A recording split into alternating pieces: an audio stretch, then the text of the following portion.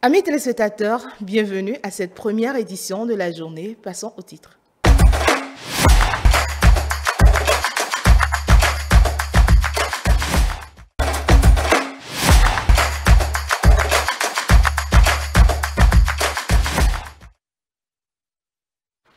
Bonjour à tous ceux qui viennent de nous rejoindre. La Cour ordonne à la Sénat la validation de sa liste. C'est ce qu'on peut retenir de la décision rendue par les sages de la Cour constitutionnelle dans l'après-midi ce jeudi 17 novembre 2022 après le recours formulé par le parti Les Démocrates. On va suivre un extrait des propos de la décision prononcée par le président de la haute juridiction, Razaki Amunda Isifou.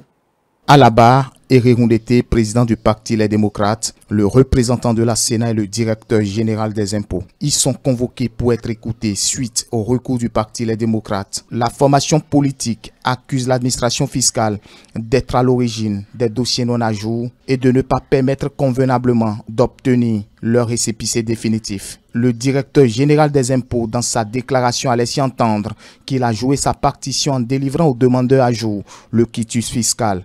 Argument à l'appui, il explique qu'il n'y a pas eu de 2 poids 2 mesures dans les délivrances. Mieux, les observations ont été reçues dans un délai de 20 jours au lieu de 15 jours selon les tests. Tour à tour, chaque parti a été écouté. L'enjeu de cette audience est de taille. Les avocats du parti Les Démocrates demandent à la Cour d'autoriser la prise en compte de la liste remembrée du parti pour le scrutin du 8 janvier 2023, puisque la Direction générale des impôts n'a pas notifié dans les délais les observations sur les demandes fiscaux. Après instruction et examen du recours, la Cour tranche. Considérant les difficultés auxquelles a dû faire face la DGI, telles que soulignées par elle-même, et en vertu d'une part de l'adage suivant lequel la prescription ne court par contre qui n'a pas pu agir, et d'autre part du rôle de régulation de la Cour constitutionnelle, il convient de juger que doit être prise en compte dans le cadre de l'organisation des élections législatives du 8 janvier 2023 la liste déposée par le mandataire du parti Les Démocrates le mardi 15 novembre 2022. En conséquence, ordonne à la Sénat de prendre en considération la liste déposée par le mandataire du parti Les Démocrates le mardi 15 novembre 2022. La Cour constitutionnelle autorise le parti à procéder au remplacement de ses 4 candidats sans quitus fiscal sur la liste déposée à la Sénat le 2 novembre 2022. Sur le visage d'un des membres du bureau politique, la satisfaction. La seule chose que je peux dire, c'est que, à la lecture de ce verdict, on peut se dire qu'il y a encore un espace, même s'il est mince, de droit et de droit constitutionnel dans notre pays. Je voudrais juste dire, après cela, que ceux qui ont pensé que le parti Les Démocrates sont enterrés n'ont qu'à mieux se tenir. Parce que la lutte, c'est maintenant qu'elle commence et on va se rencontrer sur le terrain. Cela implique que dans quelques jours, dans quelques heures, la Sénat va identifier le parti Les Démocrates comme parti devant participer aux élections législatives de janvier 2023. Tous les regards sont tournés vers la Sénat qui devra poursuivre l'examen de la validité de déclaration du parti. Toujours par rapport à cette décision de la haute juridiction, le consultant politique Agapit Napoléon Maforican s'est réjoui de la dite décision et en a profité pour tirer les grands enseignements à retenir. On écoute un extrait de ses propos. Je me réjouis de cette décision. C'est une décision à laquelle je ne m'attendais pas, je dois l'avouer, parce que bon, je ne suis pas de la Cour, un consultant, bon, il fait ses commentaires. N'ayant pas eu le test de la saisine de la Cour constitutionnelle, on ne peut pas totalement aviser dans le fond. Mais là, aujourd'hui, avec la décision de la Cour constitutionnelle, on comprend que la Cour a analysé les différents paramètres du sujet et a considéré, disons, un certain nombre d'aléas. En clair, la Cour n'a pas fait de contrôle de la constitutionnalité et dans son regard contentieux a plutôt joué sur le fonctionnement régulier des pouvoirs publics. Je pense qu'il y a à comprendre que la Cour, si on veut être vulgaire, on va dire la Cour a sauvé les démocrates. C'est-à-dire la Cour a analysé et a jugé que le parti Les Démocrates a fait de son mieux pour participer aux élections et à défaut d'avoir tous les membres placés sur la liste de départ détenteurs de leur quitus fiscal, le Parti des démocrates a fait l'effort donc de positionner de nouveaux membres, détenteurs sans doute de leur quitus, et donc à demander à la Sénat de considérer cette liste-là. Il y a plusieurs implications qu'on peut tirer. Ce serait trop tôt de ma part d'en faire beaucoup, mais je dirais 2-3 choses. Première chose, vous voyez, on a toujours dit, il y a les voix contentieuses. C'est heureux, aujourd'hui tout le monde est content, il y en a même qui pensent que la Cour a débouté le DG Impôt, tout cela, bon, chacun peut aller, lorsqu'il y a une victoire, tout le monde va dans son sens. Aujourd'hui, nous devons acter que le fait d'aller aux voies de recours a permis aujourd'hui au Parti Les Démocrates donc d'avoir gain de cause. Il faudrait qu'ils actent ça eux aussi, pour que demain, ils cessent d'utiliser les médias, les réseaux sociaux, un peu pour vilipender certains responsables administratifs, croyant qu'ils doivent avoir gain de cause nécessairement. Donc aujourd'hui que la Cour a dit dans leur direction, j'espère qu'ils sauront en tirer conséquences et savoir que lorsqu'on est dans ce type de jeu, soit on perd, soit on gagne, mais qu'il faut jouer le jeu jusqu'au fond. Il ne faut pas accepter une partie du jeu et laisser une autre partie du jeu. Ça, c'est important. Donc, priorité aux voies de recours et surtout, il faut faire confiance à nos institutions, quelle que soit leur faiblesse éventuelle. La deuxième chose, c'est quand même que la Cour consacre, dans le cas d'espèce, la fin de l'incivisme fiscal. Parce que, tout au moins, même si on constate que la liste déposée par les démocrates, sans ceux qui n'avaient pas leur quitus fiscal, peut être considérée par la Sénat, mais ceux qui n'ont pas eu leur quitus n'ont pas eu gain de cause. Donc, désormais, tout le monde sait qu'il ne peut plus se prévaloir de quoi que ce soit, de ci ou de ça, pour ne pas avoir son quitus fiscal. Sans quitus fiscal, vous ne pouvez pas aller aux élections. Je pense que ça, c'est déjà important et c'est une très bonne leçon. Autre information à présent, le Conseil des ministres de ce mercredi 16 novembre a adopté l'exécution des travaux confortatifs et complémentaires autour de la rocade de Porto Novo et la mission de maîtrise d'œuvre complète du projet de construction des premiers bâtiments de Seme City Ouida, phase 1. Plus de précisions avec le porte-parole du gouvernement, Wilfried Léandre Rungwedi. Travaux confortatifs et complémentaires autour de la rocade de Porto Novo. Après une évaluation de l'ensemble des projets d'infrastructures routières en cours dans la ville de Porto Novo, il a été identifié des travaux confortatifs et complémentaires ci-après pour en optimiser les effets positifs. Le prolongement de la rocade du carrefour Agata au carrefour Podo sur un linéaire de 2,350 km en 2 fois 2 voies. Cette section établit ainsi la jonction de la rocade avec la route Wadon, Adjara, Medellín, Porto Novo en cours de réalisation. Les travaux complémentaires de la zone de bas-fond allant du PK 0 plus 850 au PK 1 plus 250 de la section 1 sur un linéaire de 400 mètres. L'aménagement de clôture à clôture des trottoirs jusqu'à la limite des riverains sur environ 6 km. Les travaux d'assainissement et d'aménagement de voiries diverses dans le quartier de Danto. C'est donc pour en assurer l'exécution que le Conseil a autorisé la contractualisation avec l'entreprise qui a déjà réalisé les principales composantes des infrastructures. Mission de maîtrise d'œuvre complète du projet de construction des premiers bâtiments de Seme City Ouida, phase 1. Il est à rappeler que Seme City est un projet du gouvernement qui répond au besoin de promouvoir le développement d'une économie du savoir et de l'innovation pourvoyeuse d'emplois et de richesses. Sa mise en œuvre implique la création d'un cadre approprié et attractif pour plusieurs types de partenaires.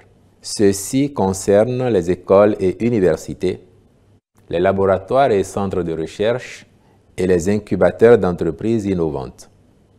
Ils intègrent également les communautés d'étudiants, de chercheurs, d'enseignants, de professionnels, d'entrepreneurs et d'investisseurs béninois et internationaux. S'agissant des programmes de formation, de recherche et d'entrepreneuriat, plusieurs franchises et partenariats sont déjà effectifs avec des écoles de grande réputation, notamment Epitech France, l'École polytechnique fédérale de Lausanne, l'École de design Nantes Atlantique, Sorbonne Université, le groupe des écoles centrales. La présente mission s'inscrit dans le cadre du démarrage imminent des travaux de construction des premiers bâtiments de Seme City sur le site de Ouida, pour lesquels un groupement de cabinets réputés a été retenu. Cocktail de presse ce jeudi 17 novembre 2022 à l'Institut français de Cotonou. C'est une séance qui a permis aux responsables de l'Institut d'échanger avec les hommes de médias sur le contenu des différentes activités entrant dans le compte de novembre numérique. Une initiative qui a d'ailleurs débuté le 9 novembre dernier et qui vise la promotion du digital. Modeste Dosutogbe et Paul Estessa aussi y étaient. Voici leur compte rendu. Dans le cadre du novembre numérique, l'Institut français du Bénin propose chaque année une série d'événements en collaboration avec les acteurs clés. Cette édition du mois des cultures numériques est faite d'expositions pédagogiques, mais aussi de tables rondes pour réfléchir et faire le point de la place du numérique dans le monde actuel. Et c'est ce qui motive un peu les thèmes des tables rondes, les thèmes de l'expo qu'on accueille. C'était de peut-être se poser, dire on a déjà quelques décennies de recul sur l'émergence de ces nouveaux outils, de ces nouvelles technologies, et qu'est-ce qu'on doit aujourd'hui en penser, quel regard on doit porter là-dessus, quelles sont les opportunités que cela représente aujourd'hui, mais aussi éventuellement quelles sont les dérives possibles sur un usage malveillant ou mal contrôlé ou peu réfléchi de ces nouvelles possibilités. Une expo qui permet aussi de faire découvrir des artistes aussi, qui à la fois nous fait réfléchir sur le numérique, mais sur les cultures numériques, mais aussi nous fait découvrir une scène artistique et aussi des nouveaux procédés de création grâce au numérique. Dans les artistes qu'on présente, il y en a beaucoup qui sont engagés, c'est-à-dire qui vont au-delà de juste de dire on va créer une œuvre avec des nouveaux outils et qui vont augmenter notre création. Et puis il y a eu l'effet Snowden. On a également mis en place l'atelier Agirou, qui est à destination vraiment des enfants et qui va combiner le rapport physique, la production physique de dessin, de construction en carton, etc., avec une augmentation numérique en fin de parcours. À ce rendez-vous, les meilleurs projets réfléchis et présentés au cours des différentes compétitions seront primés. Le week-end dernier a été essentiellement consacré à ce qu'on appelle des hackathons, qui sont des compétitions à Epitech et des ateliers aussi de recherche à Africa Design School. Et on verra le résultat samedi. Les meilleurs projets produits pendant ces 3 compétitions seront primés. Ce cocktail de presse a aussi tourné autour du spectacle de théâtre Une maison de poupées qui va être présenté le vendredi 25 novembre prochain et qui est une mise en scène de la béninoise Télak Pomaro. Notons que la participation au rendez-vous du numérique est libre et gratuite. Avant-dernière information de cette édition, l'ANIP a organisé une formation à l'endroit des unités communales d'identification et des personnes UCIP sur le nouveau processus de délivrance du certificat de résidence. C'était ce mardi 15 novembre 2022 à Cotonou. Le point avec Billon Modeste de Soutogui. La nouvelle procédure de délivrance du certificat de résidence, désormais connue. Cette procédure est ici partagée aux unités communales d'identification des personnes de la municipalité de Cotonou par les responsables de l'Agence nationale d'identification des personnes ANIP. La délivrance du certificat de résidence se fait désormais en 2 étapes. Premier temps, il faut aller chez le chef village pour prendre la fiche de résidence. Il doit payer 500 francs. Ce dernier doit procéder à un enregistrement électronique. La deuxième partie, le travail que le chef quartier doit faire avec la fiche de résidence, c'est qu'il doit faire une déclaration électronique. Donc, il est important pour les chefs quartiers qui sont analphabètes de se faire accompagner par un collaborateur. Après l'obtention de la fiche de résidence, le demandeur se rend à la mairie où il dépose son dossier de demande du certificat de résidence à l'unité communale d'identification des personnes. Ce certificat de résidence est moyennant une somme de 2000 francs. 1000 francs à payer pour le droit de timbre dans la caisse de la mairie et 1000 francs à payer au trésor pour le compte de l'ANIP. Avec la réforme relative au certificat de résidence au Bénin, les unités communales d'identification des personnes deviennent des maillons essentiels dans la délivrance du document. C'est à juste titre qu'elles s'imprègnent du processus de renseignement de la fiche de résidence sécurisée. Nous sommes disponibles en fait à accompagner la population dans l'accomplissement réel de cette nouvelle réforme-là, qui ne fait que rehausser en fait l'image de marque de notre pays. Pour plus d'efficacité et au nom du principe de subsidiarité, l'Agence d'identification des personnes peut elle aussi délivrer le certificat de résidence, mais à condition que le demandeur se présente avec la fiche de résidence signée et déclarée par le chef du quartier ou de village. En cas de fraude ou de délivrance d'un faux certificat, on pourra identifier l'usager à partir des informations stockées à ce niveau. C'est là notre haute sécurité, ou bien la haute sécurité du certificat que nous délivrons par le nouveau mécanisme. À l'international, le président chinois Xi Jinping a rencontré son homologue français Emmanuel Macron en marge du sommet du G20. Les dirigeants ont exprimé leur volonté d'approfondir davantage la coopération dans un contexte de défi mondial. Reportage. C'est un plaisir de rencontrer en face à face Monsieur le Président à Bali. Au cours des 3 dernières années, les deux parties ont communiqué étroitement par divers moyens, de sorte que les relations Chine-France ont maintenu une dynamique positive de développement. À l'heure actuelle, le monde est entré dans une nouvelle période de turbulence et de transformation. En tant que deux forces importantes dans le monde multipolaire, la Chine et la France, la Chine et l'Union européenne, devraient adhérer à l'esprit d'indépendance et d'autonomie, d'ouverture et de coopération, pour pousser les relations bilatérales vers un progrès régulier sur la bonne voie et injecter la stabilité et l'énergie positive dans le monde. Et permettez-moi tout d'abord de vous adresser tous mes vœux de succès pour la Chine quelques semaines après que le 20e congrès du Parti communiste chinois vous a confié un nouveau mandat de secrétaire général. Et notre entretien me permet de vous faire part cette fois-ci de vive voix de ma volonté de donner une nouvelle impulsion à la reprise de nos coopérations et en effet d'unir nos forces pour répondre tout à la fois aux grands enjeux internationaux. Voici, nous sommes à la fin de cette édition. Ne nous quittez surtout pas. La suite de Le Réveil Matin, c'est tout de suite avec toute l'équipe.